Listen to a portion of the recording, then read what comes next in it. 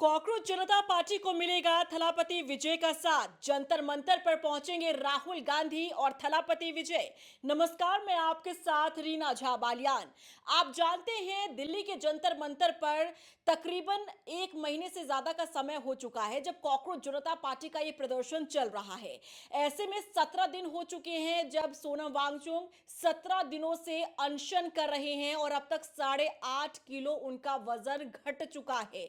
उनकी तबीयत लगातार खराब हो रही है, लेकिन सरकार की कान पर जूं तक नहीं रेंग रही है। अब ऐसे में कॉकरोच जनता पार्टी ने समर्थन मांगा है विपक्षी दलों का, जितने भी विपक्षी दल हैं। और गौर करने वाली बात यह है कि विपक्षी दलों के साथ साथ सत्ता दल पार्टी के नेताओं से भी समर्थन मांगा है कॉकरोच जनता पार्टी ने। पहले आप ये लिस्ट देखिए, ये जो लिस्ट आप देख रहे हैं इसमें आपको अलग अलग नाम नजर आ रहे हैं। ये अलग अलग सियासी दलों के नेताओं के नाम है। इसमें आपको तमाम वो नाम नजर आ रहे होंगे जो हमेशा चर्चाओं में रहते हैं। खास तौर पर गौर करने वाली बात यह है कि यहां आपको लोकसभा सांसद और नेता प्रतिपक्ष राहुल गांधी का नाम नजर आ रहा है। और इन दिनों जो सबसे ज्यादा चर्चाओं में है, राजनीतिक गलियारों में जिनकी सबसे ज्यादा चर्चा होती है, वो है थलापति विजय, जो तमिलनाडु के मुख्यमंत्री हैं। वो अगर कुछ भी कह देते हैं तो वही हेडलाइन बन जाती है। तो उनका भी समर्थन, उनका भी साथ कॉकरोच जनता पार्टी ने मांगा है। यानी कि राहुल गांधी और थलापति विजय, ये वो दो युवा चेहरा जो जब भी मंच पर साथ में आते हैं तो हमेशा चर्चाओं में रहते हैं और उनकी बातों में वजन भी माना जाता है। और वो जो भी संदेश एक मंच से देते हैं वो दूर तलक जाता है। इसी उम्मीद के साथ कॉकरोच जनता पार्टी ने बाकायदा चयन किया है उन नेताओं का जिनका समर्थन इन्हें चाहिए। कॉकरोच जनता पार्टी का यह कहना है कि 17 दिन हो चुके जंतर मंतर पर सोनम वांगचुक का यहां अनशन चल रहा है, लेकिन सरकार अभी तक टस से मस नहीं हुई है।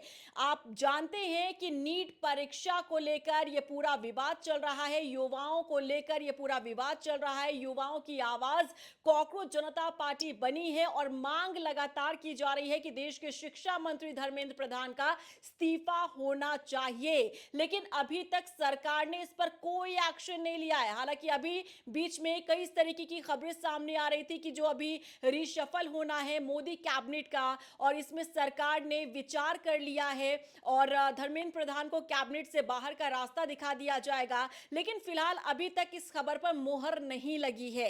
यही कारण है कि कॉकरोच जनता पार्टी इस लड़ाई को अधूरा छोड़ना नहीं चाहती है। कॉकरोच जनता पार्टी के संस्थापक जो हैं अभिजीत दिपके, उन्होंने बाकायदा लेटर लिखा है विपक्षी दलों के नेताओं के साथ ही साथ सत्ता दल के नेताओं से भी मांग की गई है कि आप लोग भी यहां पर आइए और अपना समर्थन दीजिए। देखिए, आप जानते हैं कि चाहे वो नेता किसी भी दल का हो, उनके बच्चे भी पढ़ते हैं, उनके बच्चे भी नीट की तैयारी करते हैं। और अगर किसी भी बच्चे को नीट पेपर लीक होने की वजह से प्रॉब्लम होगी तो जाहिर तौर पर हर किसी बच्चे को यह समस्या पेश आएगी, चाहे वो सत्ताधारी पार्टी का नेता हो या फिर विपक्षी दल का नेता हो। जिनके भी बच्चे नीट परीक्षा एग्जाम की तैयारी कर रहे थे, पेपर लीक हुआ, दिक्कत उन सबको आई। तो यही मांग कॉकरोच जनता पार्टी के लोग भी कर रहे हैं कि अगर ये समस्या सबकी है, ये समस्या सिर्फ एक दल की नहीं है, एक शख्स की नहीं है, किसी एक क्षेत्र की नहीं है, ये पूरे समूचे भारत की है, पूरे देश की है और हर किसी का बच्चा इसे फेस कर रहा है। तो क्यों ना सबको एक मंच पर आना चाहिए, क्यों ना इस लड़ाई को एक लंबी लड़ाई बनानी चाहिए जब तक सरकार झुक नहीं जाती है, जब तक सरकार कोई एक्शन नहीं ले लेती है।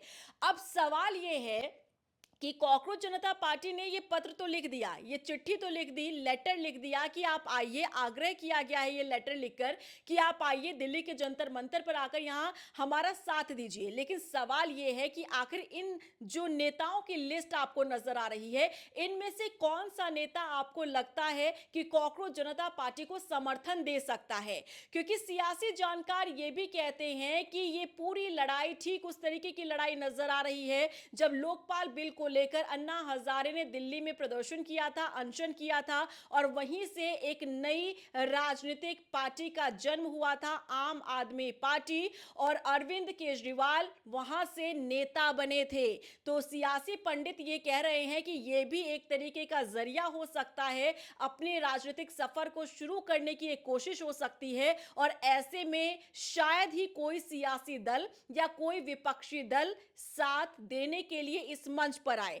लेकिन देखिए, सत्यता ये है, हकीकत अभी फिलहाल ये है, जो तस्वीर नजर आ रही है कि यहां कोई राजनीतिक लड़ाई नहीं बल्कि यहां पर सामाजिक लड़ाई है, यहां देश की लड़ाई है, यहां युवाओं की लड़ाई है, यहां छात्रों की लड़ाई है, जो कॉकरोच जनता पार्टी लड़ रही है। अब सोनम वांगचुक सोचिए, देश के बड़े साइंटिस्ट हैं, सोशल एक्टिविस्ट हैं, और वो जब कॉकरोच जनता पार्टी को अपना समर्थन देने के लिए यहां पर पहुंची और 17 दिनों से वो अनशन पर है, कुछ खाया नहीं, कुछ पिया नहीं, 8.5 किलो उनका वजन कम हुआ है, उनकी हालत बिगड़ती जा रही है, लगातार डॉक्टर आ रहे हैं, चेकअप उनका चल रहा है। हालात आप समझ सकते हैं, स्थितियां आप समझ सकते हैं कि किस तरीके की तस्वीर यहां पर बन रही है।